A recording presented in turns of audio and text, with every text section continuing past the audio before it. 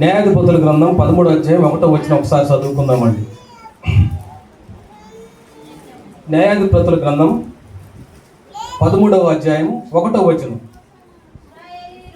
ఇశ్రాయేలీయులు మరలా యెహోవా దృష్టికి దోషులు కాగా యెహోవా 40 సంవత్సరములు చాలు. ప్రార్థన చేసుకుందామండి. మహోన్నతుడా, జీవాధిపతి, నీకు స్తోత్రములు నాయన. ఇప్పటి వరకు ప్రభా నీ సన్నిధిలో ఉన్నాం. నీ బిడ్డల ప్రభా పాటలు ఎందును బలారాధనలు ప్రభు వైపుత ఉంచుకున్నందుకు నీకు వందనములు. అల్పుడును అయోగ్యుడును ప్రభువా నీ సమూహంలో నిలబెట్టుకున్నందుకు నీకు వెళ్ళలేని వందనములు చెల్లిస్తున్నాం రాజా.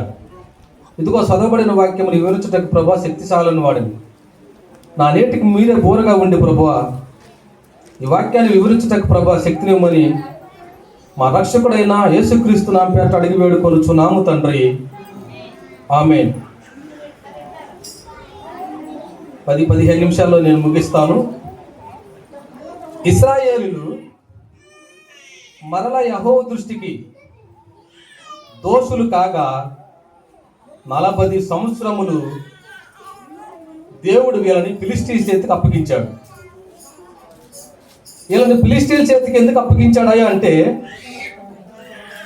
వీళ్ళు దేవుని కృపను కనుగొనలేకపోయారు. ఎందుకు వీళ్ళని ఫిలిష్తీయులకి అప్పగించాడంటే అతని తర్వాత పిరోతీయుడైన హిలేలు కుమారుడైన అబ్దోను ఇశ్రాయేలులకు అధిపతి ఆయన. ఇతను చనిపోయిన తర్వాత ఇశ్రాయేలులు భయభక్తులు లేని మనుషులుగా మనం చూస్తున్నాం.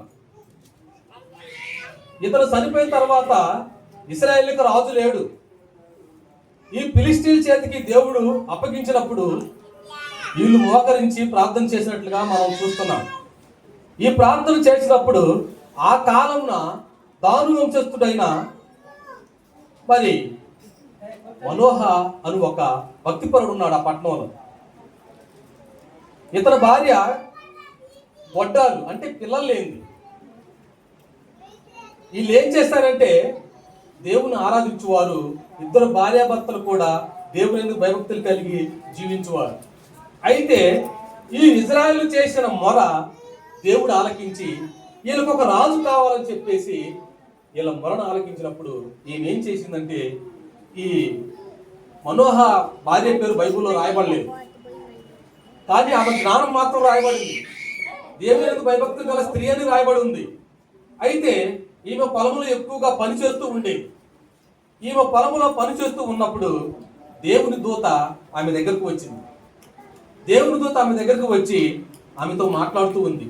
ఏమని మాట్లాడుతుందంటే, అమ్మా నువ్వు సంతానం లేని దానివి కదా, అంటే పిల్లలు లేని దానివి కదా, ఇదిగో నీవు గర్భవతి అవుతావు. నీవు గర్భవతి ఒక కుమారుడిని కట్టావు. ఆ కుమారుడు పుట్టిన మొదలుకొని తల మీద మంగళకత్తెను పెట్టకూడదు, నీవు ద్రాక్షారసమైనను మద్యమైనను తాగకూడదని చెప్పేసి నిబంధన చెప్పి వెళ్ళిపోయింది.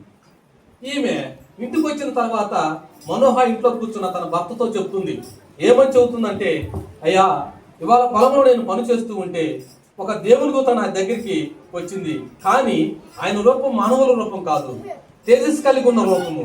ఆయన ఎక్కడి నుంచి వచ్చాడో నేను అడగలేదు, నేను వివరించలేదు, ఆయన పేరు కూడా నేను అడగలేదని చెప్పేసి మనోహగా చెప్పినప్పుడు మనోహ ఏలం చేయలేదు, మనోహ అవమానపరచలేదు. నువ్వేం పెద్ద భక్తిపరురాలువా, నీకే కనపడటానికి అని హేళన చేయలేదు.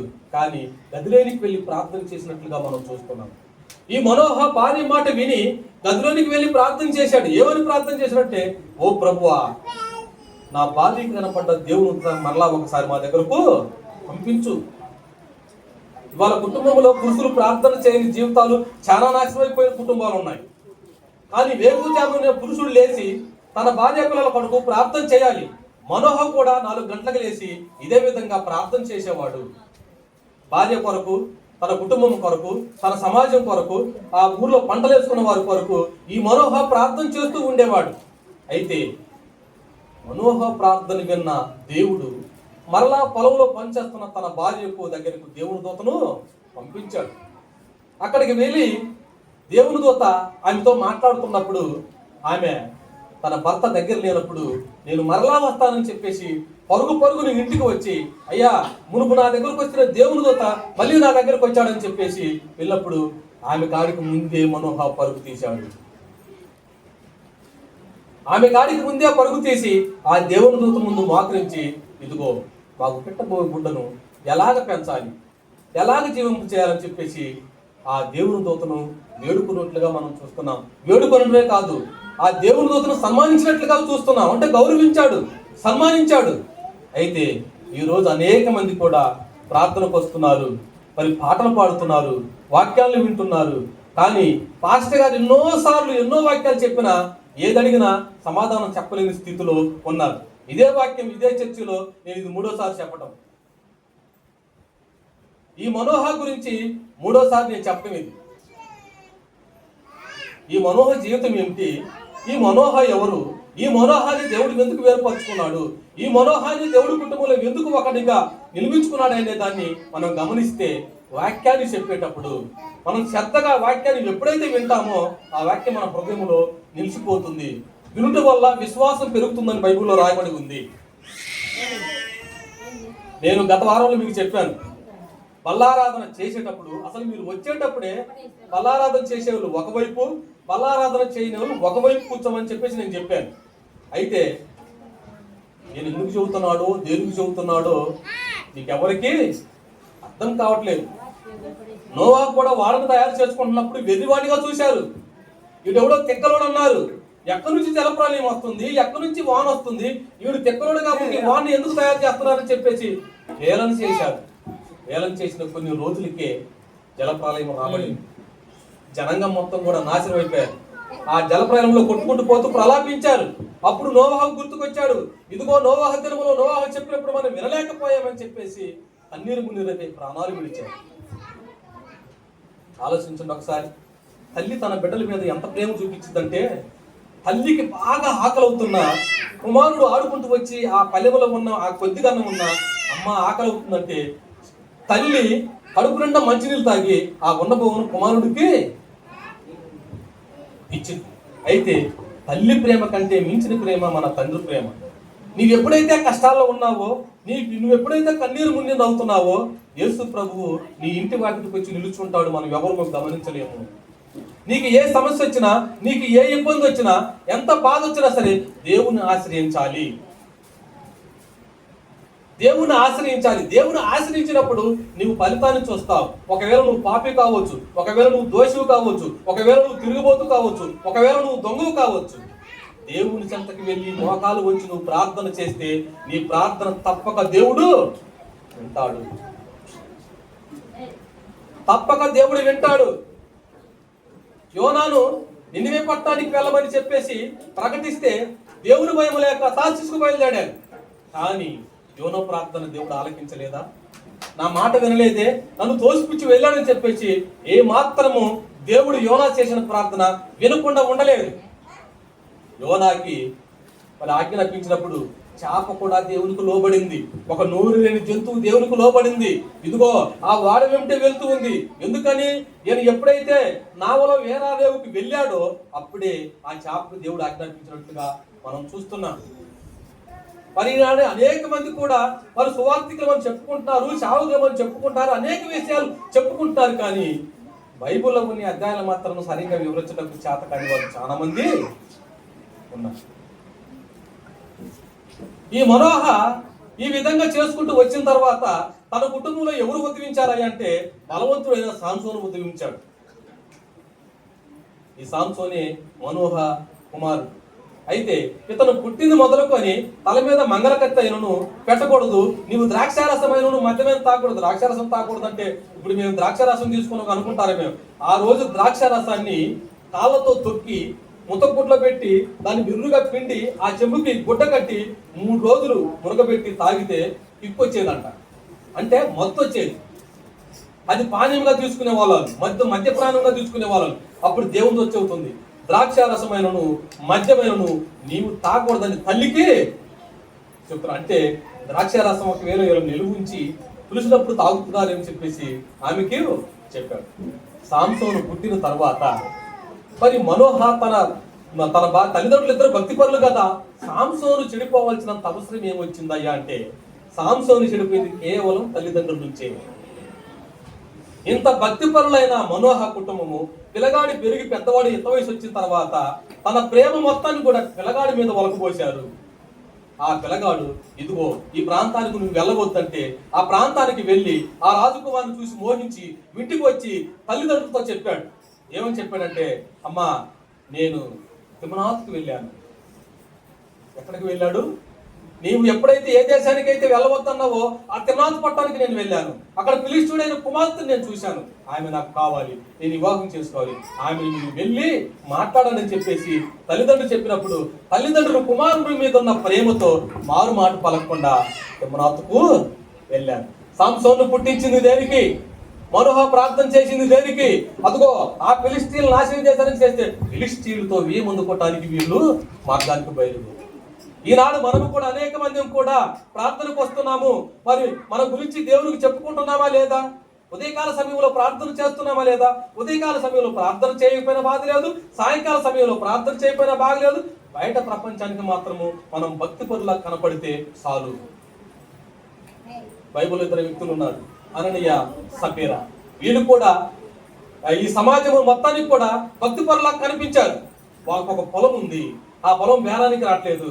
సరైన బేరానికి రాకపోతే ఇలాంటి సేవకు దగ్గరికి వచ్చి, అయ్యా మా పొలం మంచి బేరానికి వస్తే దేవుడికి సగం దశభాగం ఇస్తామని చెప్పేసి ఒప్పందం వెళ్ళిపోయారు. నేను ముగిస్తాను, ఎందుకంటే బల్లారాధన సమయంలో ఏమి తీసుకోకుండా వస్తారు. 1 గంట కల్లా ప్రార్థన ముగించబడాలి. అందులో ఇది ఎండాకాలం కనుక మనకి ఈ దావిదు తీసుకొని కడుపంతా తపనగా ఉంటుంది. అయితే వాళ్ళు ఆ మంచి బేరం వచ్చిన తర్వాత దాన్ని 10 లక్షలు కమ్మారు. 10 లక్షలు కమ్మిన తర్వాత దేవుని మందిరానికి ఎంత తీసుకురావాలి? 10 లక్షల్లో 5 లక్షలు తీసుకురావాలి. 5 లక్షలు తీసుకురాని పోగా 2,50,000 తీసుకొచ్చారు. అంటే ఎంత దాచిపెట్టారు వీళ్ళు? దేవుని సొమ్ముకి 2,50,000 దాచిపెట్టారు. అక్కడ ఏమని చెప్పారు? అయ్యా మేము ఎందింది 5 లక్షలకే. దేవునితోనా మనం అబద్ధం ఆడేది? దేవునితోనా మనం చెలగాటం ఆడేది? దేవునితోనా మనం హేళనకరమైన జీవితం జీవించేది? పాస్టర్ గారి దగ్గరికి వచ్చి అంత లెక్క నిలబడిన తర్వాత, ఏమయ్యా మీ పొలం ఎంత కమ్మారంటే, ఫస్ట్ ఆయన వచ్చాడు. ఎవరు? భర్త వచ్చాడు, కన్నయ్య వచ్చాడు. వచ్చి మీరు పొలం ఎంత కమ్మారు? 5 లక్షలు కమ్మామయ్యా. 2.5 లక్షలు మేము ఉంచుకొని 2.5 లక్షలు దేవునికి. ఈ మనోహ అబద్ధం ఆడాడా ఆడలేదా? తర్వాత సపీరా వచ్చింది, భార్య వచ్చింది. భార్య వచ్చి కూడా ఆమె కూడా చేతులు కట్టుకుని నిలబడి చక్కగా పూసుకేసుకొని, అమ్మా ఈ పొలాన్ని ఎంత కమ్మారు? 5 లక్షలు కమ్మామయ్యా. ఇదిగో దేవుడికి సగం ఇస్తామని చెప్పేసి 2.5 లక్షలు మీ దగ్గర తీసుకొచ్చిన. సంఘము చూస్తుండగానే భార్య భర్త నెత్తుకొక్కుని అక్కడే చనిపోయారు. సంఘం అంతా చూస్తుండగానే ఆ భార్య భర్తలు ఇద్దరు కూడా అక్కడ నెత్తుకొక్కుని చనిపోయారు. అంటే అర్థం ఏందంటే, వీళ్ళు అబద్ధం ఆడింది దేవుడితో కాదు, మనుషులతో కాదు, తండ్రి అయిన దేవుడితో గ్రహించలేకపోయారు. ఆ పొలానికి భార్య బేరానికి లేకపోతే తండ్రి దేవునికి అప్పు చెప్పారు.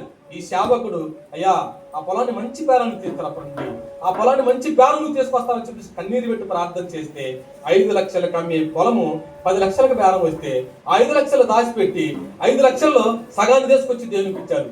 దేవుడు ఒప్పుకున్నాడా? ఒప్పుకోలా. యోనాను ఒక ప్రాంతానికి పొమ్మంటే ఇంకొక ప్రాంతానికి పోతే దేవుడు ఒప్పుకున్నాడా? ఒప్పుకోలేదు. ఇదిగో 6 సంవత్సరాల పాటు 3 సంవత్సరాల పాటు మంచైనను వానైనా పడదు అని అంటే ఏలియాని అవమానపరిచాడు దేవుడు. కెరీతు వాగు దగ్గర వెళ్ళి నువ్వు దాక్కో,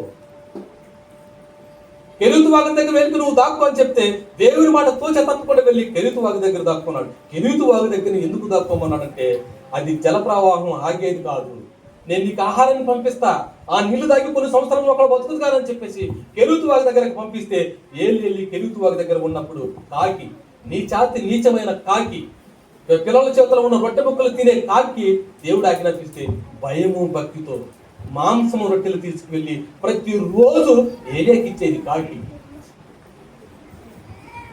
కాకి సంగతి మీకు తెలుసుగా. ప్రతిరోజు వెళ్ళి అక్కడ 3.5 సంవత్సరాల పాటు ఏలికి ఆహారాన్ని అందించింది కాకి. మరి ఈనాడు మనం దేవుడికి భయభక్తులు కలిగి జీవిస్తున్నామా? దేవుని మాటను ఆలకిస్తున్నామా? దేవుని మాటను మరి అనుగ్రహిస్తున్నామా? అనుగ్రహించడం పోవడం కూడా కాక అననీయ సఫారీ వలె బయట భక్తి పరుల్లా కనిపించడం, ఇదొక అవివేహం. మనం చనిపోయిన తర్వాత నీ భక్తి ఎంతో నా భక్తి ఎంతో దేవుడు కృపాపీఠం ఎదుట నిలబడ్డప్పుడు అప్పుడు అర్థమవుతుంది. అందుకే ప్రభుని పెదవుతో నన్ను వాడు పరలోక రాజ్యం ప్రవేశింపడ కానీ నా తండ్రి చిత్త ప్రకారం ఎవడైతే నడుస్తాడో వాడు పరలోక పట్టణంలో చేర్చుకుంటాడు. చిన్న మాట చెప్పి నేను ముగిస్తాను. మోసే ఏ పాపం చేయలేదు, మోసే వ్యభిచరించలేదు, మోసే తాగలేదు, మోసే అబద్ధ సాక్ష్యం పలకలేదు, మోసే ఎవరిని మోసం చేయలేదు, మోసే లోకంలో అన్ని ఆస్తులు సంపాదించుకోలేదు. మోసే చేసిన తప్పు రెండే రెండు. ఏం చేశాడంటే మోసే ఇదిగో నీళ్ళ కోసం వీళ్ళు అలవటించిపోతున్నారా, నీ చేతిలో ఉన్న కన్ను ఆ బండ వైపు చూపు అంటే మోసే వెళ్ళి ఆ బండ మీద కొట్టాడు. కొట్టినప్పుడు రాయి భద్రగా చీలి నీళ్లు వస్తే ఆ మారా దేశం మొత్తము తాగాడు. సీనాయి పర్వతం మీదకి రమ్మని 40 దినాలు దేవునితో మాట్లాడి మరి పతాకలు రాసిచ్చి పంపించినప్పుడు కిందకు వచ్చినప్పుడు ఈ ఇజ్రాయెల్ జనాంగం మొత్తం కూడా అహరోన్ని వీళ్ళంతాను వేడిపించి వెండి బంగారం తీసుకొని ఒక బొల్లా ఉంచేసి కిందకు వచ్చి ఎగురుతుంటే కోప్పడి ఆ పలక కింద పెట్టి మీద పడ్డా పోయేది. ఆ దేవుడు కొనవేలుతో రాసిన పతాకలను 2 పగలగొట్టి తప్పు చేశాడు. అయితే కానాను దేశం ఎవరికి ఇస్తానంట దేవుడు? కానాను దేశం ఇస్తానని మోసాకి ఇస్తానండి కానాను దేశం. కానీ 12 లక్షల కాల్వలం కూడా ఆడికి వచ్చేసరికి మొత్తం నశించిపోయారు. ఎందుకు నశించిపోయారా అంటే వీళ్ళు ఆహారం కోసం దాహం కోసం మోసాన్ని హింసించి చిత్రహింసలు పెట్టి తిండి కోసమే పాటుపడ్డారు. కానీ దేవుడు మనల్ని శ్రమ నుంచి విడిపించాడని ఏ ఒక్కడు కూడా అనుకోలేదు. కానాను దేశానికి కనుక వచ్చేసరికి 2 మిగిలారు, 3 మిగిలారు. ఎవరు? యెహోషువ, కాలేబు, మోషే తప్ప ఎవరు మిగలేదు. కానీ కానాను దేశంలో అడుగు పెట్టింది 2 యెహోషువ, కాలేబు తప్ప ఎవరు అడుగు పెట్టలేదు. మోషే ఎందుకు అడుగు పెట్టలేదు? మరి నాయకత్వాన్ని వహించిన వాడు, తన తాత దగ్గర నుంచి 12 లక్షల మంది కాల్పాలని తోలకొచ్చిన వాడు, ఎర్ర సముద్రాన్ని పాయలు చేసిన వాడు, ఆకాశంలో దేవుడు ఎందుకు మన్నాన్ని కురిపించిన వాడు, పురేరు పెట్టలను కురిపించిన వాడు, ఎందుకని మాసిపోయాడు? అప్పుడు అంటున్నాడు, ఈ ప్రాంతానికి తీసుకొచ్చి ఎత్తైన పర్వతం మీదకి తీసుకొచ్చి మోషే ఇదిగో నీకు ఇస్తానన్న కానాను దేశం ఇదే, కానీ నువ్వు దాంట్లో అడుగు పెట్టడానికి కూడా నీకు అధికారము లేదు. ఎందుకయ్యా అని అంటే ఇదిగో నా ఆజ్ఞలను మీరా.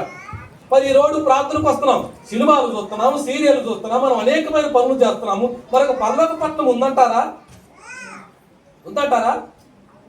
ఉండదు. పాస్టర్ గారంట ఒక ఇంటికి వెళ్ళిందంట, తలుపు 6 గంటకి వేసి ఉందంట. ఆమె ఇద్దరు కూర్చొని సీరియల్ చూస్తున్నారంట. పాస్టర్ గారు అమ్మానంటే టీవీ ఆగిందంట. మీరు భయపడాల్సింది పాస్టర్ గారికి కాదు, గుర్తుపెట్టుకోండి ఒకసారి.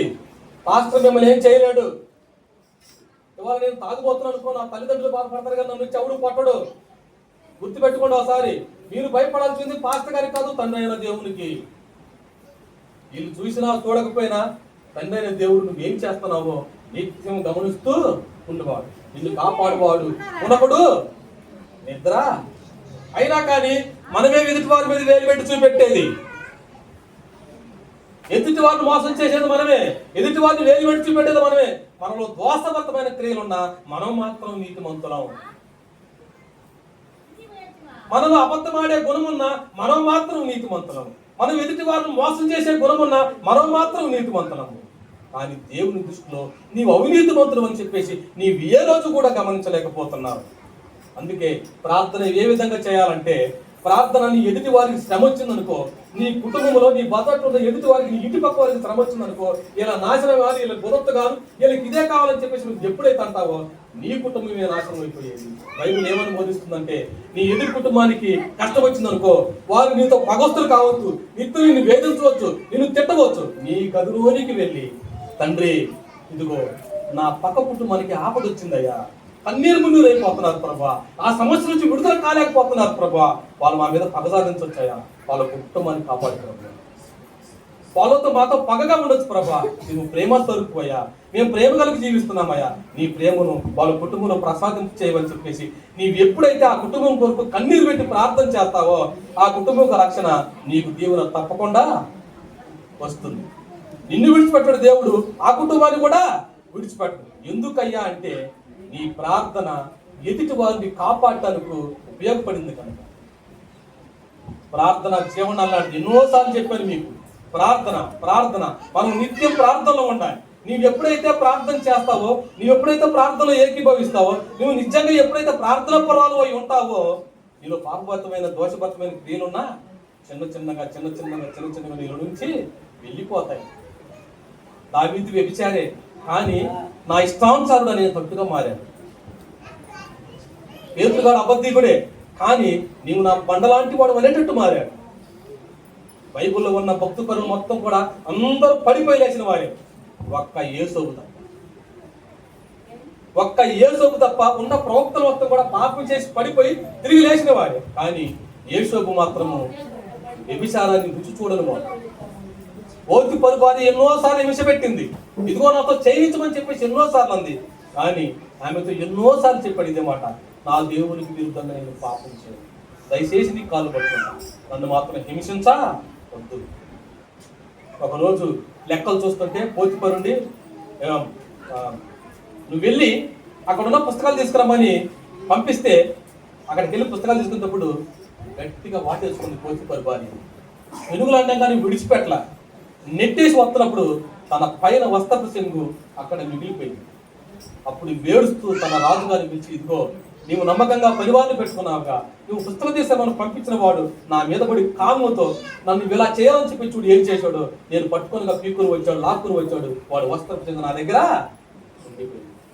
దేవుడికి తెలియదా నువ్వు ఎలాంటి వాడువో? దేవుడికి తెలియదా నీ ప్రవర్తన ఎలాంటిదో? దేవుడికి తెలియదా నీ స్థితిగతులు ఎలాంటియో? దేవుడికి తెలియదా నువ్వు నీతిమంతుడువో అవినీతిమంతుడువో? అప్పుడు ఓతు పరుకు తెలుసు. ఏమని తెలుసు? ఏ పాపము ఎరగడని. అయితే ఇతను చెరసాల్లో బంధించండి. ఎందుకు బంధించమన్నాడు? అక్కడైనా సుఖంగా ఉంటాడేమో. నన్ను అనుకోవచ్చు, ఇలా ఎదుటి వారిని నేను మోసం చేస్తున్నాను, ఎదుటి వారి మీద నేను అబద్ధ సాక్ష్యం పలుకుతున్నాను, నాకేం పర్లేదు, నేను గొప్ప ధనవంతుడికి రాను, నాకేం పర్లేదు, నేను గొప్ప ధనవంతులను, నాకేం బాధ లేదు, నాకు బ్రతికినంత కాలం తినటానికి తాగటానికి సరిపడనుకుంది, నేను ప్రార్థన చేయాల్సినంత అవసరం ఏముంది, నేను ఎదుటి వారికి సువార్త చెప్పాల్సినంత అవసరం ఏముంది, అసలు ఎదుటి వారితో నాకు పనే ఉంది అనుకున్నప్పుడు నిజంగా నిన్ను బిచ్చగాడిగా చేస్తాడు దేవుడు. అంటే నీలో గర్భము హృదయం ఉన్న కనుక గర్భాన్ని నీకు దేవుడు బహుమతిగా ఇస్తాడు. గర్వించకు. నెబుకద్నెజరు గర్వించాడు.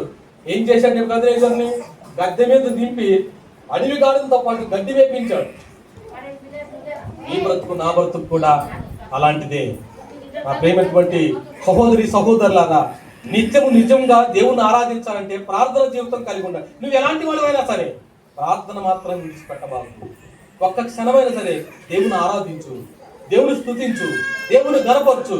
ఒకవేళ నువ్వు పాపివైతే నిజంగా దేవుని వేడుకో.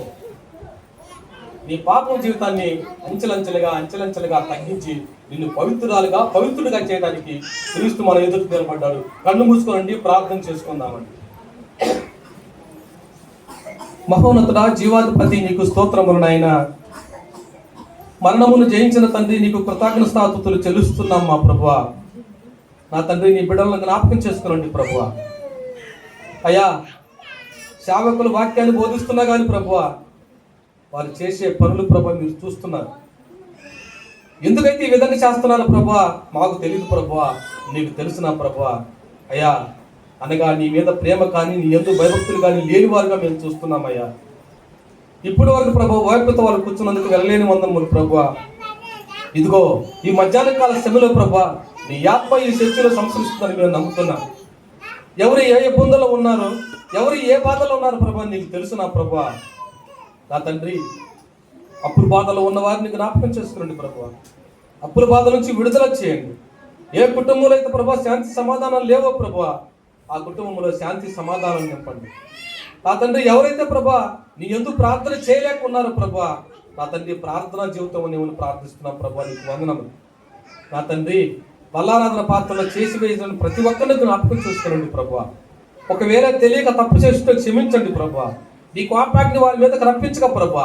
ఇదిగో నా విగ్రహుడు ప్రభువా, తెలుసుకొని నా ప్రభువా, బల్లారాధన పాత్రలో చేయి వేసే ప్రతి ఒక్కరు కూడా నా ప్రభువా ప్రార్థనలు వేకిభవించి ప్రభువా, నిత్యం స్తుతులు చెల్లించి నా ప్రభువా నీ బల్లారాధన పాత్రలో చేయి వేసి బిడ్డలుగా వేర్చుకోమని ప్రార్థిస్తున్నాం. ఇదిగో నా తండ్రి, నీ బిడ్డల ప్రభువా తిరిగి ఇప్పుడు వారు గృహాలకు వేల్చుండగా ఎన్నో వాక్యాన్ని ప్రభా నెమరు వేసుకొని వాక్యానుసారంగా జీవించే కృపను ప్రతి ఒక్కరికి దయచేయమని, ఈ మధ్యాహ్న కాలం దీవెనలు మా పైన కుమ్మరించమని మా రక్షకుడైన యేసుక్రీస్తు నామమున పేట అడిగి వేడుకొనుచున్నాము తండ్రి. ఆమేన్.